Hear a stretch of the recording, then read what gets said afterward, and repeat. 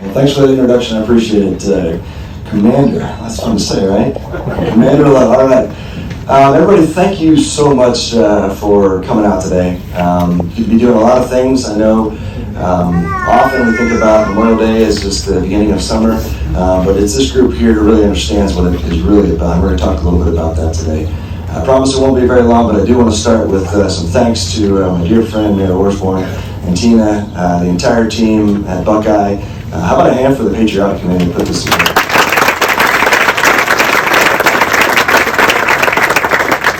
And then if you look around and you saw people standing up, we have a lot of service members past and present. So again, thank you all for being a part of this today. It really means the world to me to be out here, so thank you again.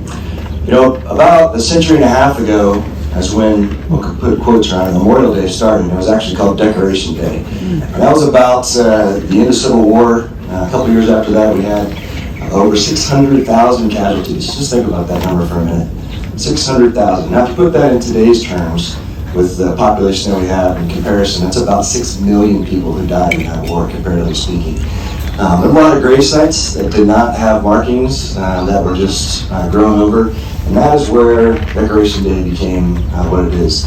Eventually morphed to Memorial Day, but Decoration Day was about going out into cemeteries like this and recognizing servicemen and women, men at the time, that had passed away in defense of our country and making our country what it is today.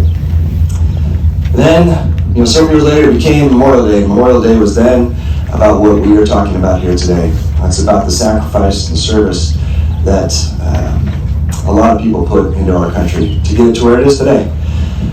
And that service, sometimes it was a small sacrifice, and sometimes, like you look around the cemetery here, and what we heard from Commander Lowe, it was the ultimate sacrifice, the highest price you could possibly pay.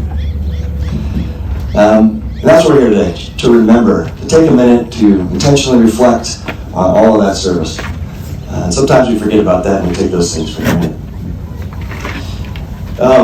Probably most of you are aware that about 15 miles north of here, a small little base up there, we just heard about Luke Air Force Base. Those service members up there, they understand about service and about sacrifice, like all of you. But it doesn't surprise me because our namesake at Luke Air Force Base is based on Lieutenant Frank Luke Jr. He was the first American aviator to win the Medal of Honor. And he won that, I say won, that's probably not the right term, earned that, based on some pretty heroic events. And there are a lot of stories like this, but this one is what drives those men and women at Luke Air Force Base. Some of those service members are young kids. They're overseas right now, in harm's way, every single day. And family members here probably have some folks that are across the seas deployed, and you're probably worried about them, thinking about them. They're trained well and they do what they are required to do because they're willing to give it. And that's what the basis is of our military. Frank Luke Jr. was no different.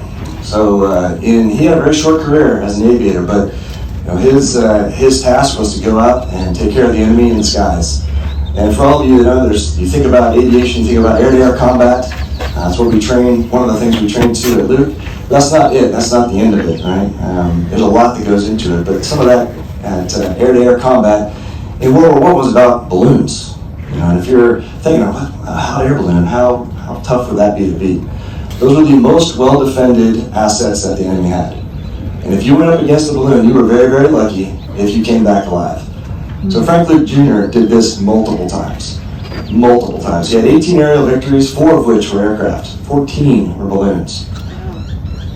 On that fateful day, in September 29, 1918, he flew his last mission, unbeknownst to him at the time. But in that last mission, he took out 2 balloons by himself, and then was pursued by 8 enemy aircraft. And they took him all the way back, followed him all the way back across into France. And ultimately, they disabled his aircraft, and they wounded him severely in the cockpit. And this is the service that we talk about, that many of you have family members or have done yourself. The service of whatever it takes, I'm going to continue the mission. And so instead of trying to find a safe place to land so that he could maybe survive and be rescued by friendlies, he was on the way down by gravity and physics, not by his choice. And the mangled aircraft could barely stay aloft.